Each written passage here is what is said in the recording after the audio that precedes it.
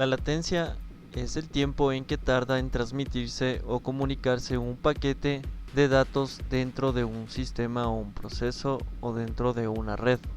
Medido en milisegundos, ms mide el tiempo que tardan en comunicarse una conexión local con un equipo remoto o una dirección IP diferente. En este gráfico observamos la tabla de la latencia de Internet en tiempo real. El tiempo de San Francisco a New York es más a 70 milisegundos. Y de Washington a Seattle es de 69 milisegundos. Y el promedio de la latencia de la red es 34 milisegundos. Y debemos tomar en cuenta que la latencia es una cosa, pero también vale la pena considerar el costo de este ancho de banda que soporta los 51 estados de Estados Unidos. Al ancho de banda nos referimos a la capacidad de nuestra red en términos máximos, es decir, es lo que nuestra red va a permitir, es en definitiva la cantidad de datos que vamos a poder transmitir o transferir en un periodo de tiempo concreto. Mientras mayor sea, más datos podremos transferir en un mismo periodo de tiempo. En el libro System Performance, Enterprise and Cloud tiene una gran tabla que ilustra cuán enormes son estos diferenciales de tiempo.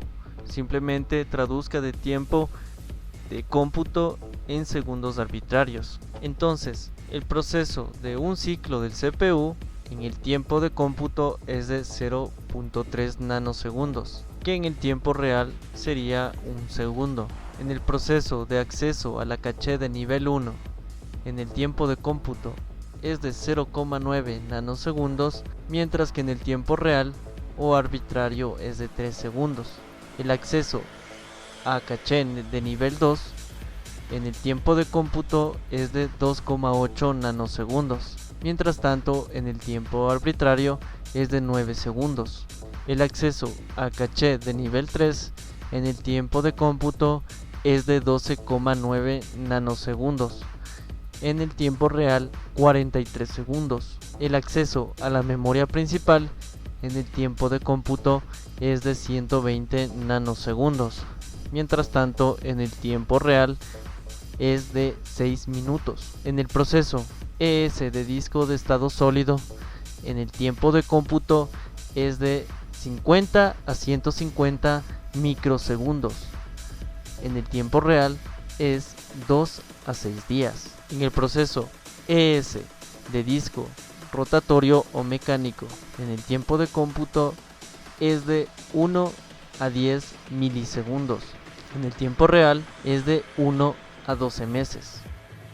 En el proceso de comunicación de Internet de banda ancha de San Francisco a Nueva York, en el tiempo de cómputo es de 40 milisegundos y en el tiempo real es 4 años. En la comunicación de San Francisco a Reino Unido, en el tiempo de cómputo es de 81 milisegundos y en el tiempo real es de 8 años.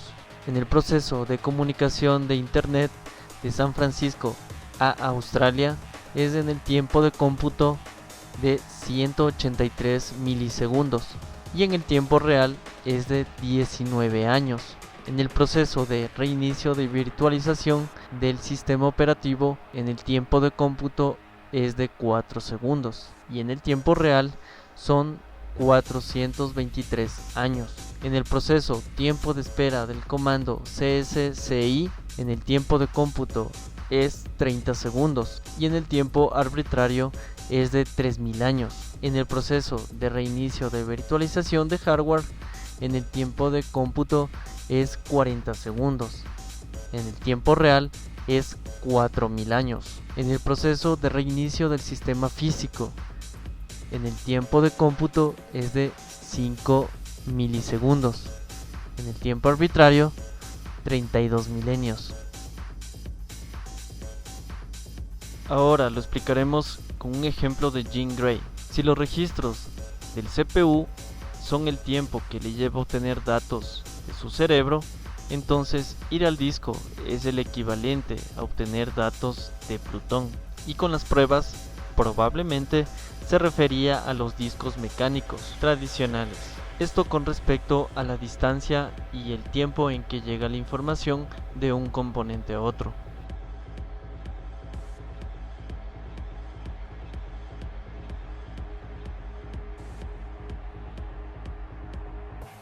Ahora, con el hardware de 1977, la distancia a Plutón es de 4.67 mil millones de millas. El último rendimiento del disco duro mecánico giratorio más rápido del mundo fue de 49.7 megabytes sobre segundo. Ahora lo comparamos frente al SSD PCIe Express más rápido con una puntuación de 506.8 megabytes sobre segundo. Esto quiere decir una mejora del 10 por. Entonces, ahora recorreremos una distancia de 467 millones de millas, que equivale a la distancia de Júpiter, que tiene 500 millones de millas. Lo que debemos de entender es que las computadoras y los humanos trabajamos a una escala de tiempo completamente diferente. Prácticamente nosotros no percibimos el tiempo geológico, lo cual es completamente un tema alucinante. Cuanto más rápidas son las computadoras, mayor es la disparidad del tiempo.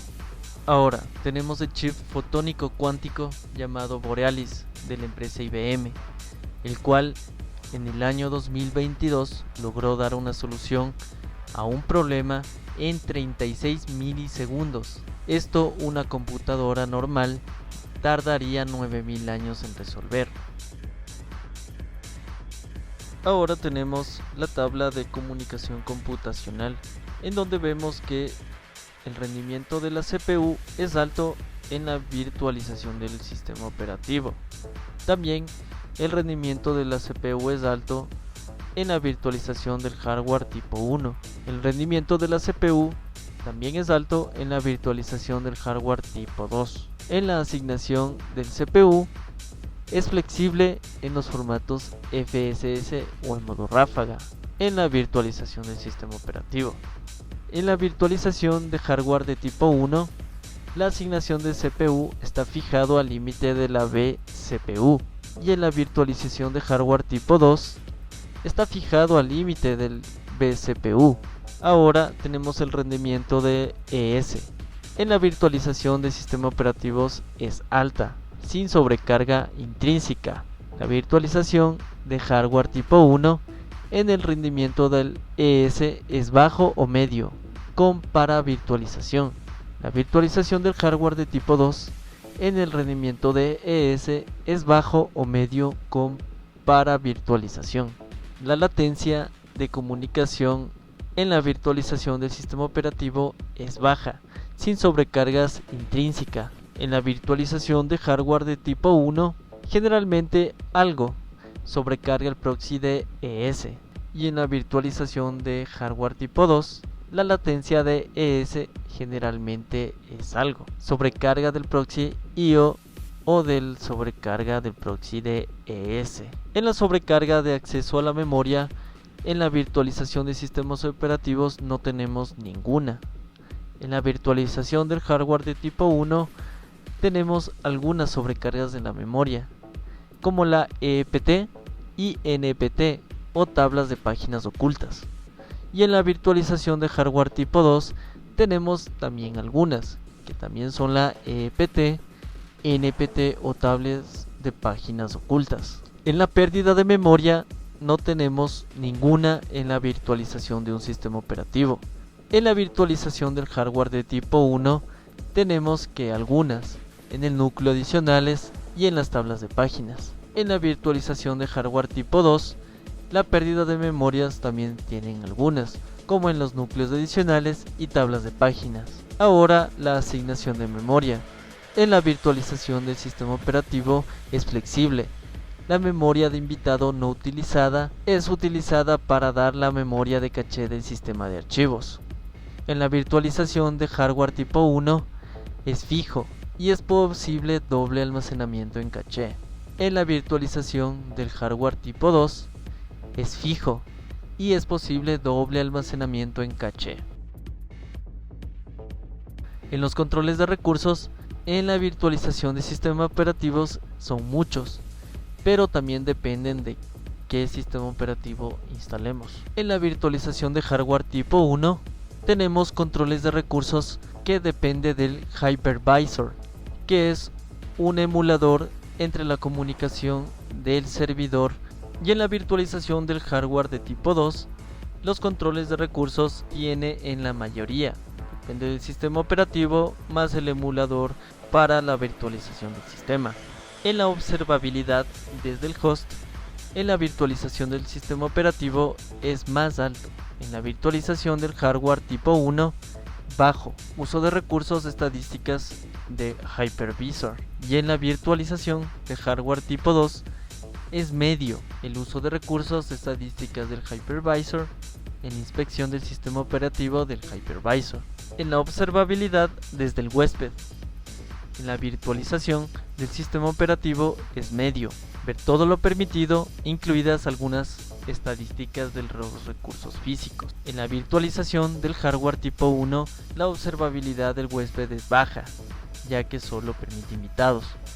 En la virtualización del hardware tipo 2 es bajo también porque permite solo invitados. En la complejidad del hypervisor, en la virtualización de sistemas operativos es bajo porque depende de las particiones del sistema operativo. En la virtualización del hardware tipo 1 es alto porque la emulación es alta para la virtualización del sistema.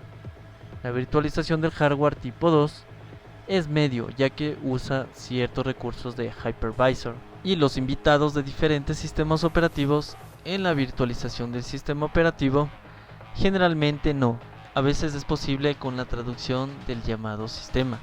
En la virtualización del hardware tipo 1 se puede tener diferentes sistemas albergados. Y en la virtualización del hardware de tipo 2 también se puede tener varios sistemas o invitados de diferentes versiones del sistema.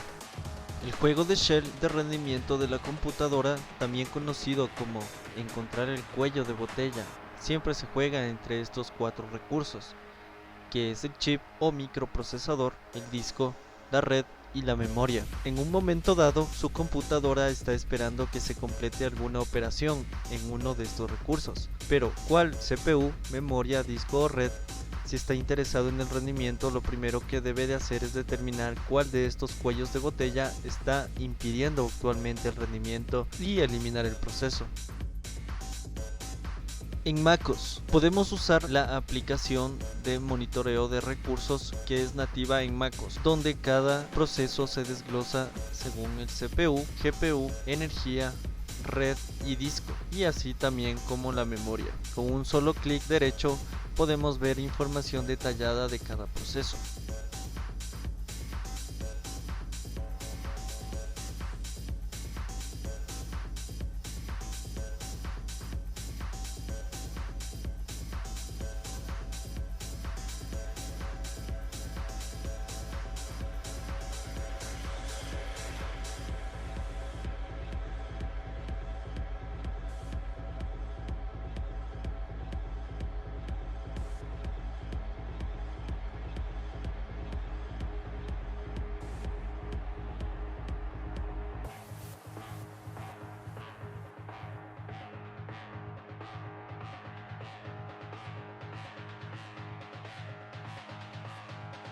Para obtener la información de la CPU desde el lineal de comandos podemos usar el comando top, que es el software de Table of Process o la tabla de procesos iniciados por el shell. Nuestro comando favorito es top, que muestra los procesos ordenados por uso de la CPU y se actualizan cada 5 segundos, y en el cual se muestran los valores de un segundo, que es demasiado rápido, así como el promedio de carga, las características y estadísticas físicas y la máquina virtual.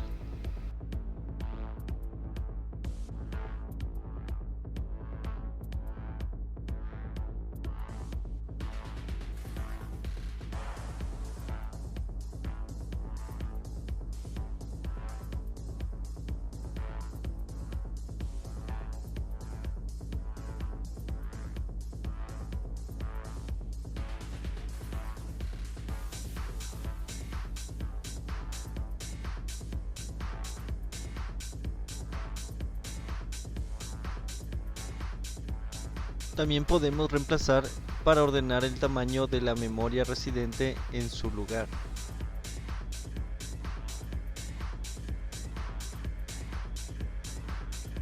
En Windows tenemos el monitor de recursos, donde desde el principio obtiene un buen resumen de lo que está sucediendo en el juego del Shell, desde el rendimiento de su computadora con un gráfico general y líneas azules máximas para su CPU, disco, red o memoria. Esto junto a números escalados.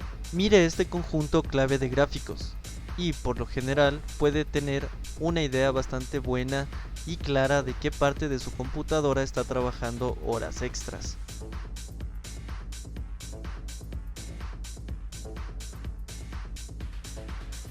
También hay secciones de detalles desplegables para cada gráfico. En estas secciones de detalle, tenga en cuenta que todos los números están activos y que los criterios de clasificación determinados tienden a llevar las cosas más activas a la parte superior y permanecen en la parte superior hasta que ya no usan ese recurso, momento en el que desaparecen. Las secciones de detalles son una forma rápida de profundizar en cada recurso y ver qué programas y procesos lo están monopolizando en un momento predeterminado. La sección de detalles de la CPU le brinda un promedio móvil de uso de la CPU y de cada núcleo, que es mucho más sensato que los números que siempre cambian en el administrador de tareas. Es cierto que esta sección no es radicalmente diferente al control de taskbank que era antiguo en Windows Server, pero también es muy idéntica al comando en Unix de top. La sección de detalles de disco muestra qué procesos están leyendo y escribiendo en el disco, para que nombres de archivos, rutas y cuánto tiempo lleven a atender esas solicitudes. Todo esto en tiempo real.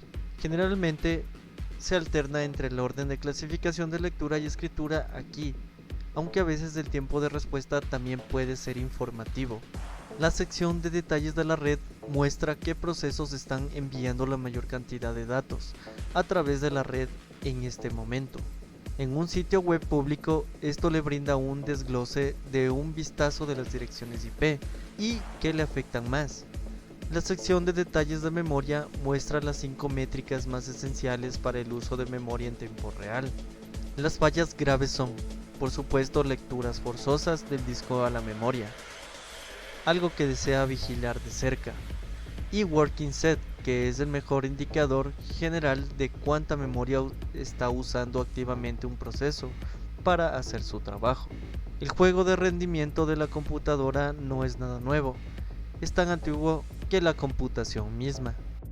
Y por último, vamos a ver la forma de ver los procesos abiertos y usos de RAM y CPU en Linux. Generalmente, en las distribuciones Linux se utiliza el software top, que es la tabla de procesos, que es un software nativo para la administración de tareas. Con esto debemos dirigirnos a una terminal y escribir el comando top. Toda la información que se actualiza cada 3 segundos, que por lo más o menos podremos saber en todo momento el uso de los recursos del PC. Esta aplicación es muy compleja y nos permite ver toda la información de los recursos, el hardware y sus procesos. Sin embargo, no es precisamente intuitiva.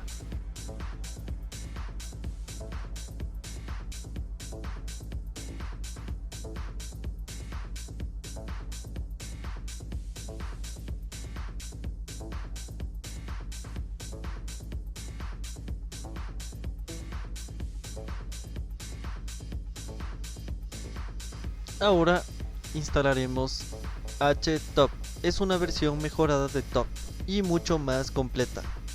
Es una herramienta que también se utiliza desde la terminal y no viene por defecto en las distribuciones Linux. Para esto vamos a enviar el comando sudo espacio apt espacio install espacio htop. Con esto ingresamos nuestra clave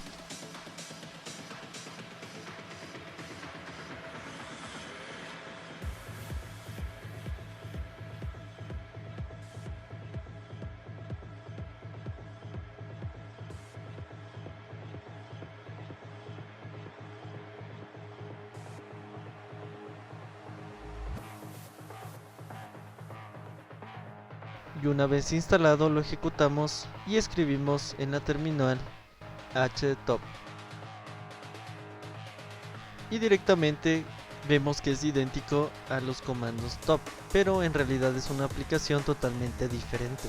Htop nos permite ver en la parte superior el uso de la CPU, concretamente de cada uno de los cores del procesador, además del uso de la memoria, tanto física como swap, que estamos haciendo. Todo ello con unos gráficos de colores muy sencillos de entender, que nos permiten hacernos a la idea del gasto de recursos de nuestro PC a simple vista.